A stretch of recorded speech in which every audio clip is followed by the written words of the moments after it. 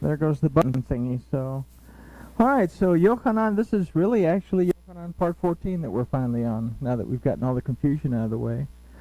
So let's talk to our Elohim, and we'll take a look at take another look at ourselves. Master Yahuwah, we thank you that you have given us your word and sent us your Son and our teacher Yahusha to show us the way. Today we ask that you will open our eyes and open our ears, open our hearts, so we can see, hear, and understand what your word tells us and learn from the example of your Son. We thank you for it. In the name of Yahusha, Amen. All right, so Yochanan 14, part 14. So in the last study, we considered that Yahusha was and is the example that we as the children of Elohim must seek to imitate. We considered that if Yahusha, as the Son of Elohim, did what the Father was doing, then we too must seek to do the work that the Father's working. We looked at one example of the Father's work in the creation, and we considered that embedded in the Hebrew of this narrative was the work of the Father to restore the Adam, that's you and I, to the wholeness that he once had in the garden prior to transgression. In this, we considered that the main work that we're doing is to build a relationship with our Father Yahuwah, who is Elohim. If we look at the following verses as applying to use us, or if we look at the following verses and apply them as if we were in the Son's place, then we can consider from Yahusha's example how we are to act as a reflection of the Father to humankind. So again, this gospel has been used to transform Yahusha into a deity in the eyes of the Greco-Roman Church.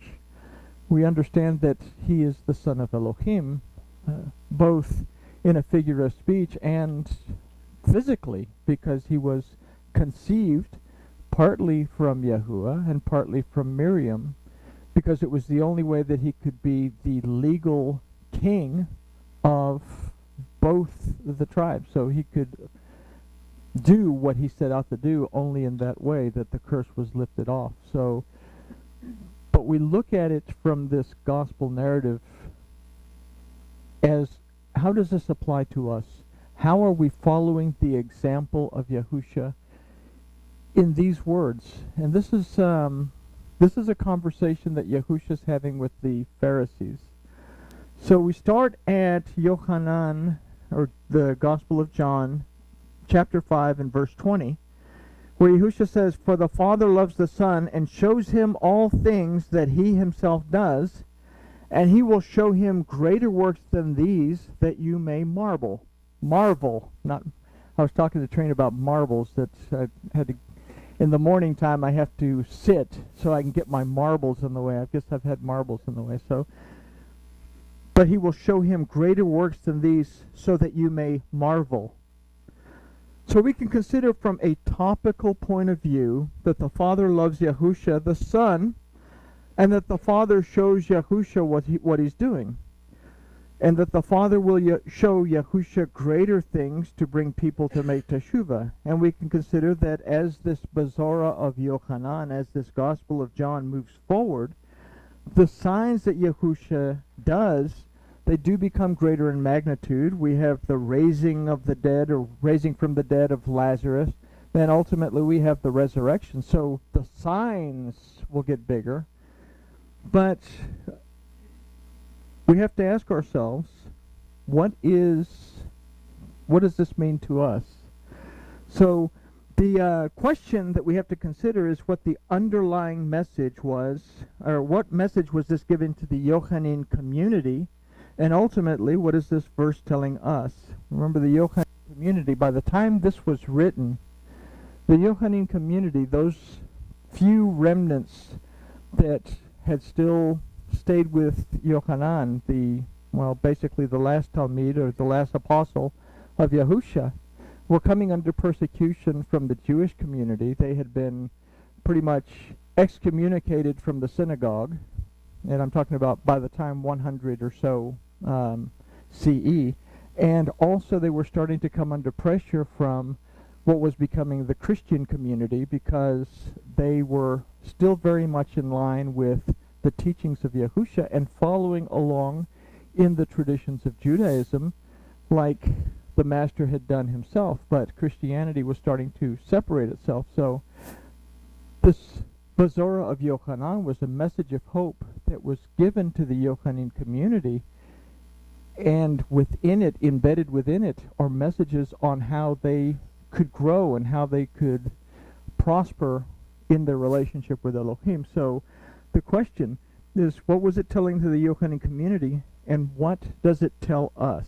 So if we consider that Yahusha is an example of the complete Adam, Yahusha was perfect.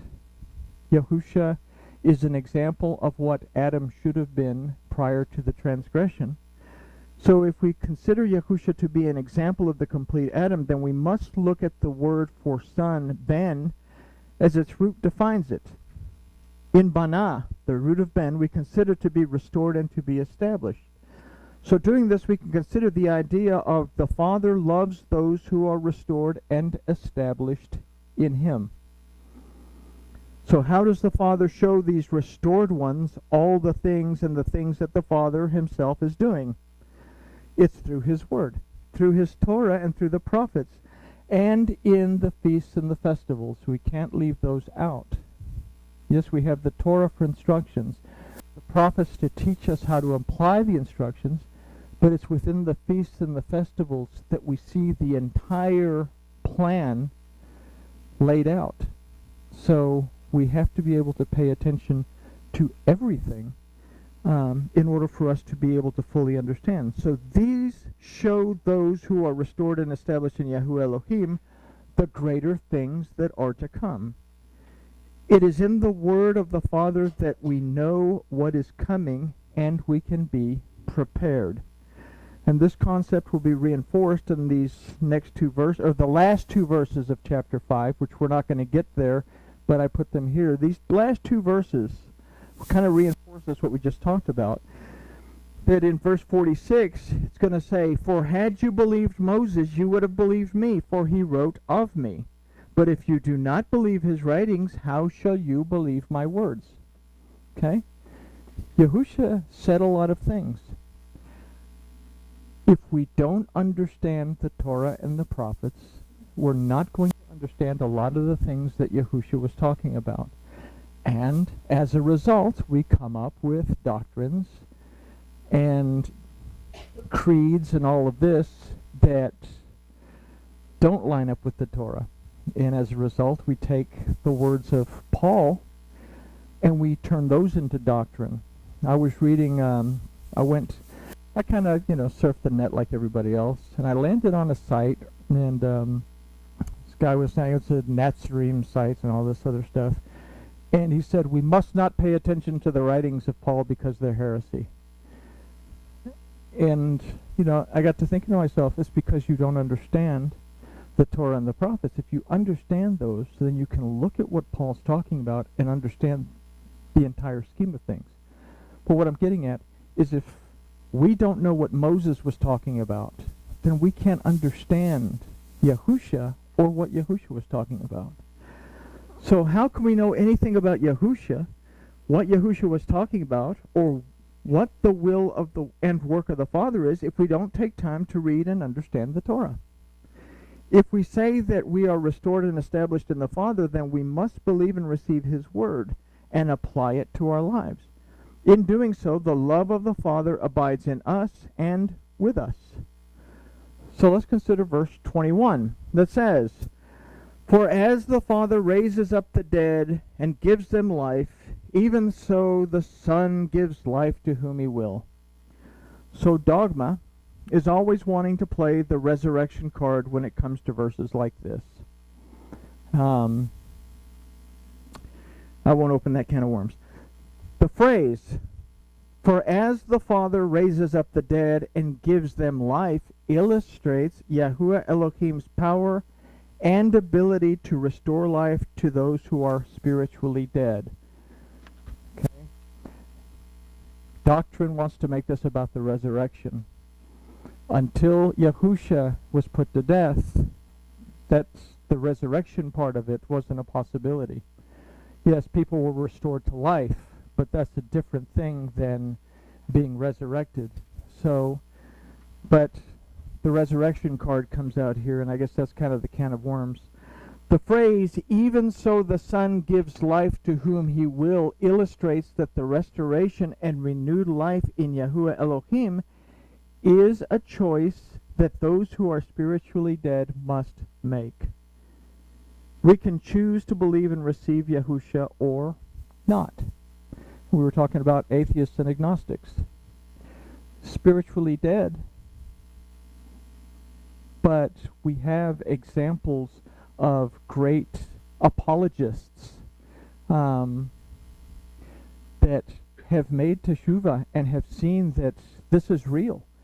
And an atheist, an agnostic, can come out of where they're at and make teshuvah and begin to find life in Yahusha. So it's talking to us about spiritually dead people that can be raised from that state of death. So we can choose to believe and receive Yahusha or not. Moses said, "I place before you life and death." He said, "I place before you a blessing and the curse." You can choose, but if you're going to choose life. And that's in Devarim chapter 30. So verse 22, "For the Father judges no man, but has committed all judgment to the Son." So topically, this verse has been used to make Yahusha the judge of humankind. Yahusha did not come to judge. He came to redeem, deliver, and to restore. Let's look at this verse from a deeper Hebraic perspective. The Hebrew word for judge in this verse is shafat, that also means to rule over or to govern. We know that Yahuwah Elohim is our mighty judge. To say that Yahuwah Elohim as the Father does not judge would not be a true statement. The Torah has been given, and there's a precedent on which Yahuwah Elohim will judge according to. He judges us according to his instruction, according to his word. He set them in place. All we have to do is read them and follow them. And Moses again said, "This isn't too hard for you to do." So, let's see, where were we? Okay. This being the case, all judgment has been committed to the Son. Oh, let me go up a little bit. Yahuwah Elohim does not govern or rule over the decisions of humankind. That would be a true statement also, because Yahuwah Elohim will not impinge on our free will to make a choice. Okay? So, he is our judge, but he does not rule or govern our ability to choose. This has been committed to the Son. Now we can go on. This being the case, all judgment has been committed to the Son. We must look at this verse in the same way. The word used for judgment is again shafat. The authority to rule and govern has been given to the Son. So topically we understand that Yahusha is our master and that we must observe what he teaches us. We understood that he is the rightful king of Israel, and as Mashiach he has the authority to rule and to govern. And in the world to come, we see that as he will be the reigning king. But, again, we have to ask, how does this phrase apply to me today? So, if we are restored and established in our relationship with Yahuwah Elohim, it is our responsibility to perceive, discern, and understand his word and his authority in his word, and choose to observe it, preserve it, and guard it, and obey it, or choose to perceive, discern, and understand his word and his authority in his word, and then choose to observe it, preserve it, guard it, obey it, and apply it to our lives. So, bless you. So we see that the authority to rule and to govern has been given to the Son. Yes, we understand that topically as Yahusha. But underneath, we also know that the authority to rule and govern, our ability to perceive, discern, and understand what the Word says and apply it to our lives, is our choice. We have the authority to say yes or no, And our Elohim will not step on our toes if we make the wrong decision. He will simply let things play out and let whatever our poor choices cause in our lives. So, and in fact, I was reading about that in Chronicles earlier. He says, you make the bad decisions, and the consequences of those decisions, I'm paraphrasing, come back on you. So, we must be able to use the other meaning of Shabbat, which is to judge. We must be able to judge what we do so that we are in agreement with the word of the Father. We must be able to govern and to rule over our ability to choose, as we are the only ones with the authority to choose right or wrong. Yahuwah, our Elohim, will not choose right or wrong for us. He lays before us a blessing and a curse. We have to make that choice. So we have to be able to govern and rule over our ability to choose, as we're the only ones that have the authority to choose right or wrong. The Father does not force us to submit to his instruction. We must choose to do so. So let's consider verse 23. Eventually my brain and my mouth will connect, and I'll be able to spit all this stuff out cohesively, probably around next week sometime. But verse 23, that all men should honor the Son, even as they honor the Father. He that honors not the Son honors not the Father which sent him. So topically, dogma has taught that we are to honor Yahusha in the same way that we honor Elohim. And you have a lot of people that praise Jesus and pray to Jesus and everything else. Yahuwah Elohim, however, has said that he will not share his esteem with anyone else. That's Isaiah 42:8. Yahusha the Son came in the Father's name, and it is in this that the Son is honored. He was honored in the fact that he was given the Father's name. We must praise the Father. If we consider the application of this verse, we have to consider that if we are restored and established in a relationship with Yahuwah, our Elohim and Father, then we must consider that we must honor and respect the word of the Father as if it were the Father himself. We must hold in high esteem the deliverance and the restoration that comes from Yahuwah above the dogma and the traditions of men. If we don't respect or honor our restored state of being, we disrespect the Father who made it possible by sending us his word, and we disrespect what Yahusha did at the Tav. Does that make any sense, I hope? So, to honor the Son is to honor the Father. We respect what Yahusha accomplished at the Tav, and then we respect the Father. We disrespect the Father if I say, yeah, he died for my sins, and that's all great. I'm going to go out and do whatever I want because I believe that I'm saved, and then I disrespect everything because I'm not living according to the directions of my Elohim. The Torah doesn't redeem us. It doesn't deliver us. But as the redeemed and delivered and restored of Yahuwah Elohim, we follow that Torah. We follow the instructions in order to stay in agreement with the Father. Okay? So, this idea is reinforced in verse 24. Good, because I think I may have lost some of you. So, verily, verily, I say to you, he that hears my word and believes on him that sent me has everlasting life, and shall not come into condemnation, but is passed from death unto life. So, we again see the words of Moses ringing true in this, that we must choose between life found in the word of Yahuwah our Elohim, or death without it. So let's consider this further in verse 25. Verily, verily, I say to you, the hour is coming, and now is, when the dead shall hear the voice of the Son of Elohim, and they that hear shall live. So the word for hear in this verse is Shema, that means to perceive, discern, understand, obey, apply, and to be content. Again, this verse is not talking about people in the grave. It's referring to those who are spiritually dead. These people can find new life in perceiving, discerning, understanding, obeying, and applying the word of Yahuwah Elohim to their lives. You have to be able to see it before you can be able to make a distinction as to what it is so that you can understand it. And then once you understand it, you can obey it and apply it to your life. And then you'll find that you're content. And the word Shema follows a beautiful line of, it just flows.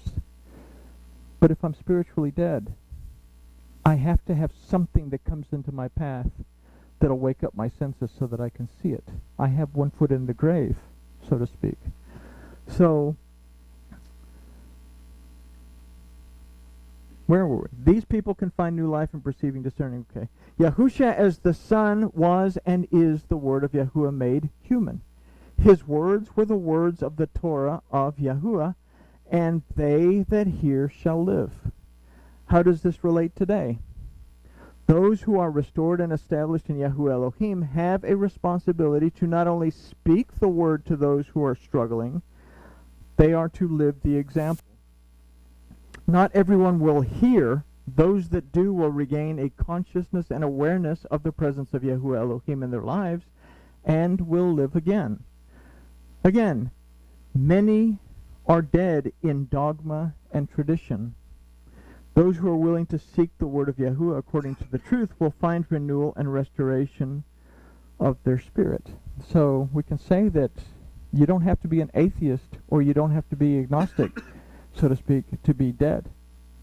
You can be stuck in a dogma or a doctrine that keeps you separated from the truth in Yahuwah Elohim, whether it's Judaism or whether it's Christianity. Just because it's Jewish doesn't make it right. Just because it's Christian doesn't make it wrong. We have to find what's right in each one of them and find the balance, because that's where the narrow road is. So, not everybody that doesn't believe, not all the unbelievers are dead. Some people who very much believe are also walking basically in the grave, because they won't open their eyes and make teshuvah away from something that's keeping them buried. So, let's move on. Verses 26 and 27. For as the Father has life in himself, so has he given to the Son to have life in himself, and has given him authority to execute judgment also, because he is the son of Adam. So theology takes these verses to mean that Yahuwah and Yahusha are the same, and that because Yahusha is Elohim, he has the authority to execute judgment on humankind. So let's consider this a bit more Hebraically. What was Yochanan telling the Yochanan community? The name Yahuwah in its simplest explanation means existence.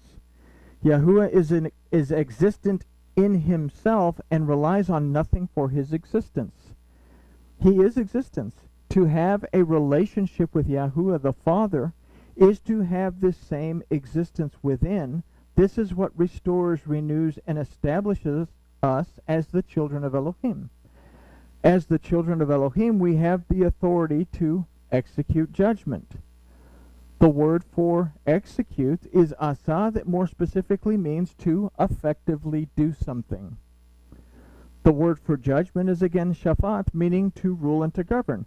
So those that are restored and established in their relationship with Yahuwah Elohim and have the existence of Yahuwah the Father within them have the authority to effectively rule and govern their actions in agreement with the word of Yahuwah Elohim, their Father.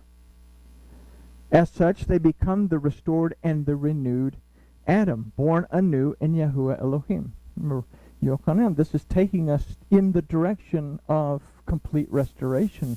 That complete restoration has its peak at the crucifixion, but we're taking steps along the way.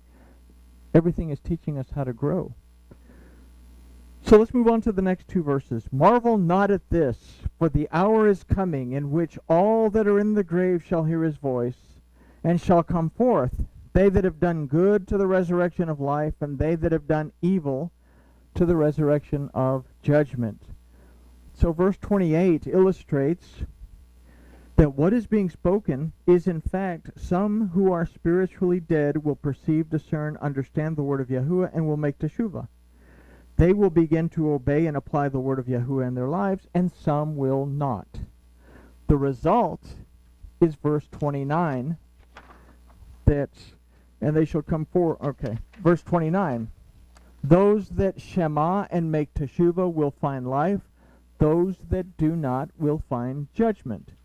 We have to be clear on this, clear that this is speaking about living people. Okay? We want to make everything out to be that the graves will open up and the dead shall rise and they shall walk. That'll happen down the road. Yahusha technically is still alive, as he's the one that's actually saying this. So he's talking to those who are spiritually dead. But this choice is reflected in the first psalm. It's a very basic psalm. Blessed is the man that walks not in the counsel of the wicked, nor stands in the way of the sinners, nor sits in the seat of the scornful, but his delight is in the Torah of Yahuwah. And his Torah does he meditate day and night. And he shall be like a tree planted by the rivers of water, that brings forth his fruit in his season. His leaf shall not wither, and whatsoever he does shall prosper. The wicked are not so, but are like chaff, which the wind drives away. Therefore shall the wicked not stand in the judgment, nor sinners in the congregation of the righteous. For Yahuwah knows the way of righteousness, but the way of the wicked shall perish. So we have a choice. We can be born again to life, or we can allow ourselves to die and be raised to basically a judgment that says the door is that way. So again, it's a choice. Where am I? How do I want to proceed in my relationship? And if I don't have a relationship with my Elohim, or if I know someone that doesn't have a relationship with my Elohim, how do I approach that person so that I'm not responsible for turning them off? Because that's a very easy thing to do as well. Sometimes we're well-intentioned, but we cause more damage opening our mouths than we do by very slowly. I mean, it's that mustard seed thing. It's an itty-bitty seed. You don't need to dig a big hole to put it there. So, but that's extra. So Moses was clear when he said, choose life or death. So let's consider the last verse of this study. It's verse 30. I can of my own self do nothing. As I hear, I judge, and my judgment is righteous, because I seek not my own will, but the will of the Father who has sent me. So this gives us the carte blanche to go out there and start judging people. Probably not. So let's take a look. If we have understood the components of this study, we can understand this clearly. I can of my own self do nothing. We must be able to recognize the work of the Father and then follow his example. This example is found in his Torah and in the prophets' writings and in the words of our Master Yahusha. If we do this, then as I hear, I judge, and my judgment is righteous. As we shema, as we perceive, discern, and understand the word of Yahuwah, we are able to obey it, apply it to our lives, so that it governs and rules our actions. The result is that our actions are righteous, not in our own eyes, but perhaps not in the eyes of the religious world, perhaps not in the eyes of those who are lacking in their commitment to a real relationship with Yahuwah Elohim. But we are righteous before Yahuwah, our mighty judge, who has the authority to redeem, deliver, and restore us. And that's something that is so important, that it doesn't matter if I impress anyone. I need to make sure that everything I do is pleasing to the Father, to the one that counts. Now, if I'm living my life righteously, if I'm living my life right, and I'm prospering, then that's obviously going to be something that people look at and say, okay, maybe I need to follow this example. But ultimately, everything that I think, say, and do, I think, say, and do it to make sure that I'm in agreement with the Father. So, this is because I seek not my own will, but the will of the Father who has sent me. We too seek the will of the Father according to his instructions, his Torah, and not our own will, or dogma, and the traditions of men. The Father sent Yahusha to be our example. He sought the will of the Father and kept his instructions.